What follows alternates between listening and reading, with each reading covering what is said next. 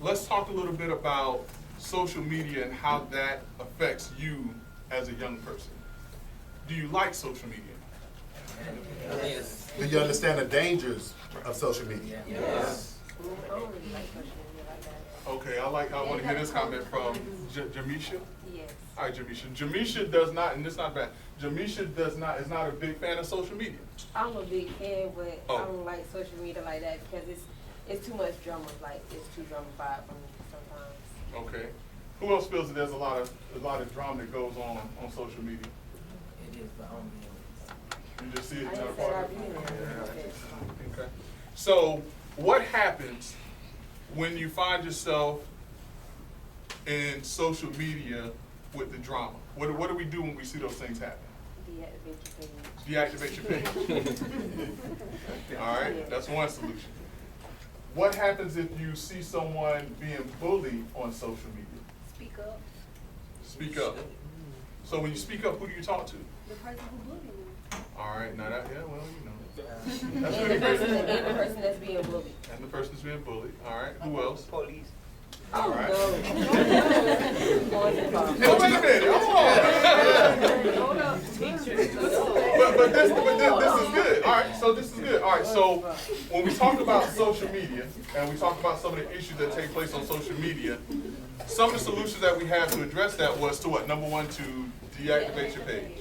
The other was to, if there's an issue going on, you address the issue with the person that's being bullied or the person that's bullying them. But then someone says that another option is to inform the police. Why are you shaking your head? Man, them people, hey look, they gonna be the one to save your life. Y'all Who gonna that cat? save Hey, but you know, you do have a point. You do have a point, and you know what? This is one of those conversations that is critically important for us to have. And I don't know, how many people in here, how many of you have had your parents or another grown person have a conversation with you about if you ever stop by the police, how you conduct yourself? Do you listen to that? No. No. I haven't got stopped by the police yet. I was gonna say, so- how many people have stopped by the police where they had to act? Oh, wow. Rayshawn, tell us about the time when you had that encounter. Times, numerous times. Let's talk about the most memorable one. The most memorable. Last year at the Jackson Center, there was a group of us. They set us all on the ground. We didn't know why. We sat there for a while. They did what they did. They searched us all. They let us up. I think a mixture of my mom and like what's going on in the world today kind of lets you know what to do and what not to do. I think it's like degrading when, like, you know what I'm saying, I was born and raised in Paramount. I've never been in jail. I don't have a record. Highly educated young man. So I think it's kind of degrading when it's like, because I fit the profile of description of a crime that's committed, I have to sit on the side of the curb, don't know why, 40, 50 minutes, and then, hey, all right, in handcuffs. Like, so now kids that's looking up to me riding by like, oh man, Mr. Ray ain't no different. That boy's on the corner at Big B's.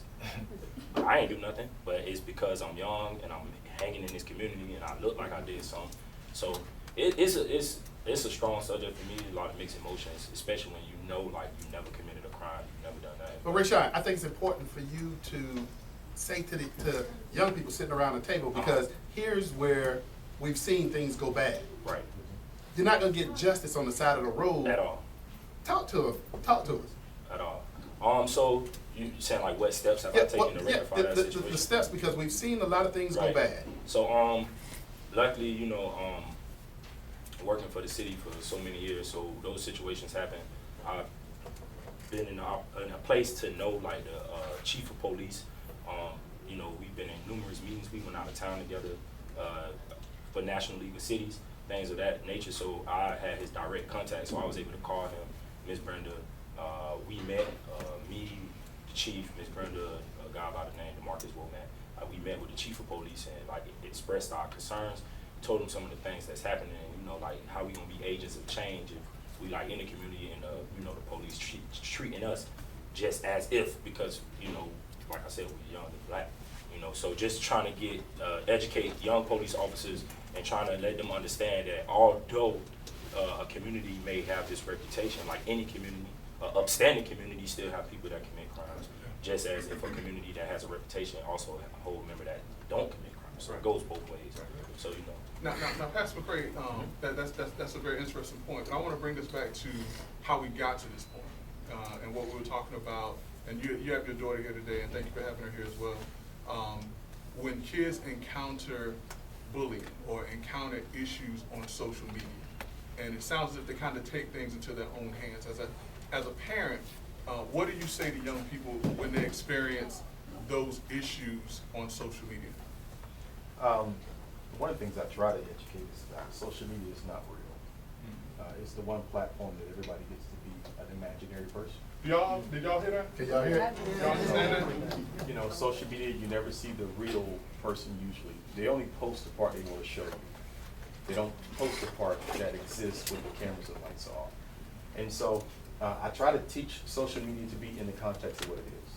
It's a platform of entertainment, at very minimum information. And so take it as entertainment, minimum information, maybe a network, and leave it there. I've had people to try to bully me, as wild as that may sound, in the position I'm in. And so my bully is not so much of trying to fight me, but it's in trying to force me into a decision or trying to force me into a category. And they use strong influence and bring the other friends to jump into the chat boxes and everything as well to try to go at me or even run sometimes a campaign against me. But I've learned a few things. The first thing I've learned is let me see really what your influence is. Because most people who are trying to bully don't have a lot of followers. Mm-hmm. And so when I learned that, you know, you got 5 people saying this, okay, we good. Keep your 5 and y'all can have whatever opinion you want to have. If it's something, and I've also learned to only address what needs to be addressed. Uh-huh. So there's a lot of situations that I've walked out of because I never responded to it. Because for me to say something back on your page validated your work. Correct. If I don't say nothing to you, it showed that you meant nothing. And that's my opinion of how I kind of address it a lot. And I tell my kids, don't fight with everything. Right. Some stuff is better to walk away and let them find somebody to fight with the next time. You know, Pastor, we talk about, and Greg and I have been engaged in law enforcement and communities developing relationships. What is your church, or do you believe that, I mean, because churches have a captive audience, and you got a lot of young people. Are you using that time with those young folk to preach some additional things, such as how do you strengthen yourself against bullying? And I'm gonna ask this question of everybody, all the students here. Does everybody feel safe in school? Oh, yeah. Yes. So that is one of the ways we, clear the myths when we hear about how dangerous it is. But what can churches do to help solidify when we talk about bullying, when we talk about young people being safe in school and social media, the dangers of social media as well? I know at my church we've had a few social media platforms where we called it Social Media 2.0. We brought the parents in and allowed the kids to actually teach it back to the parents. Because a lot of parents are ignorant when it comes to, like, what is a snap of a chat? They don't know that. And so we brought in the kids to kind of educate us because we know now, and I know a lot about social media because that's kind of my world that I flow in as well. So I know the Instagram pages, I know the spam pages, and I know sharing the codes, and I know how to do the back passwords to show who's sharing your code at the time of the back page of your spams. And so we brought kids in to say, teach your parents this. A lot of the kids are like, I don't want to teach those secrets quite yet. But there are platforms that you have it. I don't think Sunday morning is that day. Gotcha. I think it needs to be in a smaller audience because you lose a lot of people in massive audiences. I like the fact that you got a small table here because you're able to get more into their life versus standing up and speaking over it. So we do it in small classroom settings. So, in hearing some of what Pastor McCray said and what some of the other young ladies have said, has anyone ever had an experience on social media that you would want to share? Like bullying experience? Yeah. Well, And how you handled it? And how you handled it? well, I wasn't like technically getting bullied, but it was like people like coming at me, and I just like left them there. Like, I read it and I know the people. So that goes to what Yeah. Pastor McCray was saying, that you don't have to fight all those battles. Yeah.